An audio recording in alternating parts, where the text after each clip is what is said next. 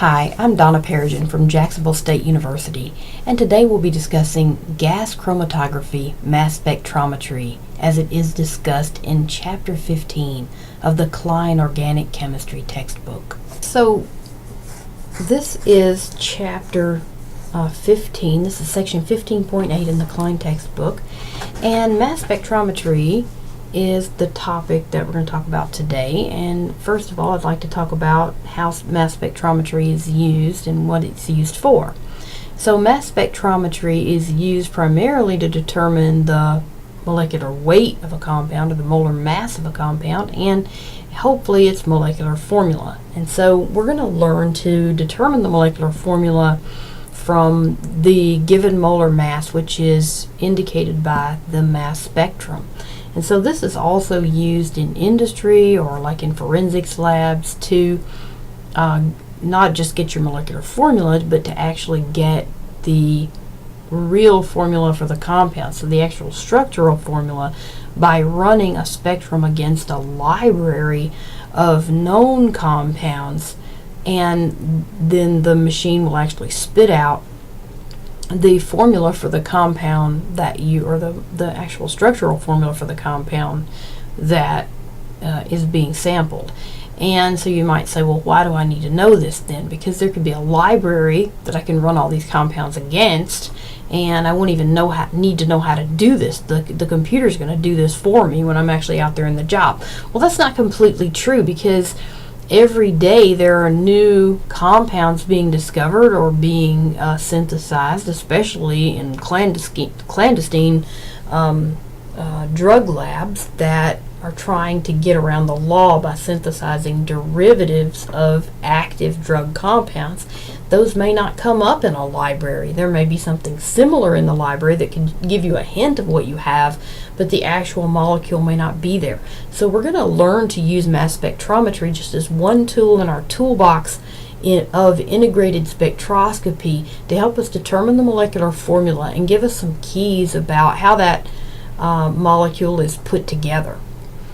So what is mass spectrometry? So it's used primarily as a detector for another instrument called a gas chromatograph. So this GC instrument actually separates the compounds into their individual components, and we're going to talk about that a little bit later on.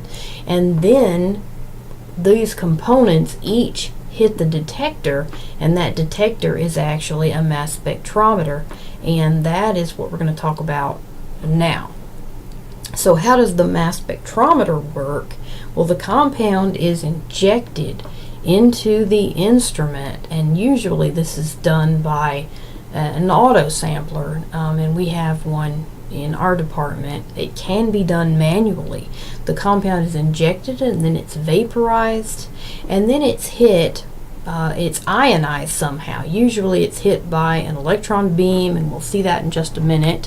And then the masses of the ions that are created there are detected in graft. Okay, so this is what the instrument kind of looks like here. So the samples are injected into a port, and then they're heated in the sample chamber, and then they're usually hit with an electron beam so that they are ionized, and we'll talk about how that works.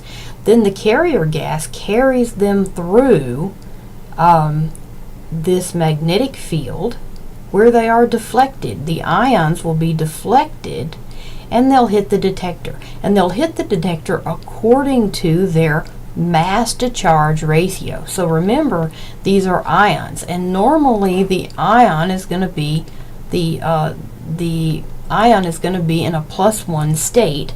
And so if the ion has a +1 charge, then mass divided by 1 is just going to be the mass. And so we get the mass of those ions hitting the detector at different points in our spectrum. So we'll see that some of the parts are actually not ionized, and those don't hit the detector. They just keep going in a straight line instead of being deflected by the magnetic field. So those parts would not actually hit the detector, but the charged species will hit the detector according to their mass to charge ratio, and then the computer analyzes that and gives us a spectrum.